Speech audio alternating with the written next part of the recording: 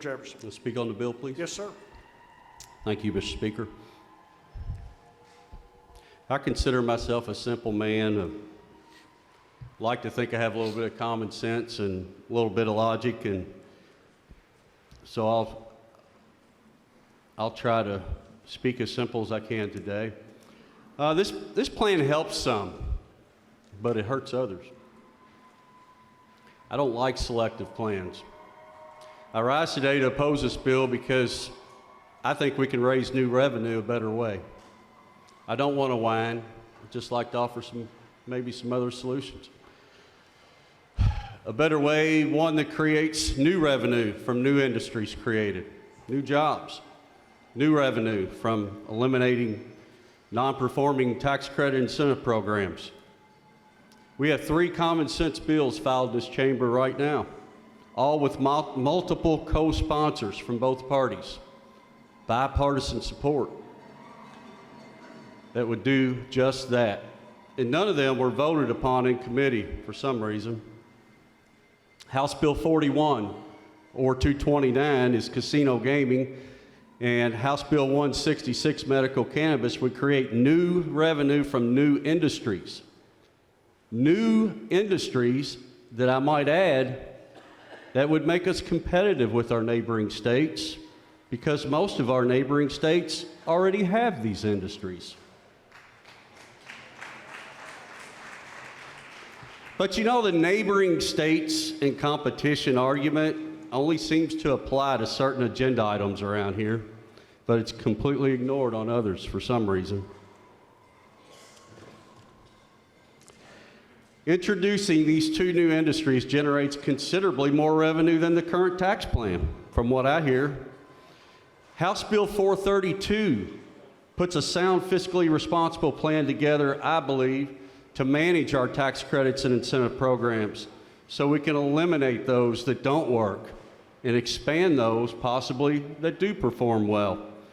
We give away over $13 billion in tax credits and incentive programs, and I'm sure many of those are good returns on our investment, while others do not perform. If we could just find 5% savings in those non-performing credits, that's almost $700 million a year. Casino gambling, it generated another $300 to $400 million to what the experts have told me. That's $1 billion a year in new revenues. And although medical cannabis program doesn't generate a lot of net tax revenues right away, it does create a new industry with new jobs and positions us for a potential future economic windfall if the trend continues and federal restraints are finally lifted to allow interstate commerce. A windfall because once this product is allowed to move across state lines, it becomes an export commodity in Kentucky due to our geographic location, unique climate, soil conditions, and a low-cost accessibility to water.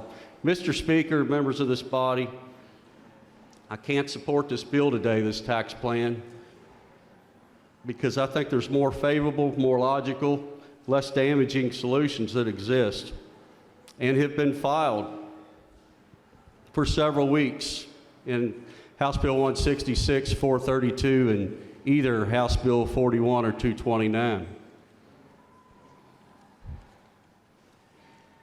And today, we hear we must pass this revenue bill or we might end up with the governor's bill. Why in the world are we voting for tax reform while being held hostage on passing a budget at the last minute?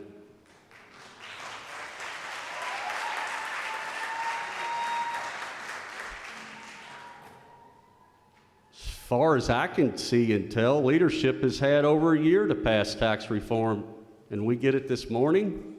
I sat here in this very seat 2 weeks after I began my first term in January of 2017 and listened to the governor in the State of the Commonwealth address tell us the dire need for comprehensive tax reform. He said very clearly that night, as part of that tax reform, we need to march all the sacred cows out of the barn and analyze what we could keep and what we need to slaughter. He was referring to the tax credit incentive programs. And you know what? He was right. A special session was promised for tax reform in the interim, but it never came. It was promised this session, but it never came until this morning in a surprise Christmas-like package.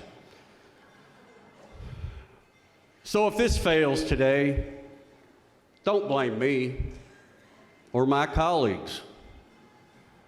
You know, one thing I can do is I can count. You don't need our measly 37 votes to pass this. And based on this process, I doubt you'll get many anyway. So this last second tax plan that magically appeared by surprise today, at least to us, it's on you, not me. And I'll just simply say, no, thank you. My last comment is about our teachers in public education. You know, we're told we need to create revenue in this revenue bill to restore education cuts and increase SEEK funding. But let me ask you, why were those education cuts and lack of SEEK funding there to begin with?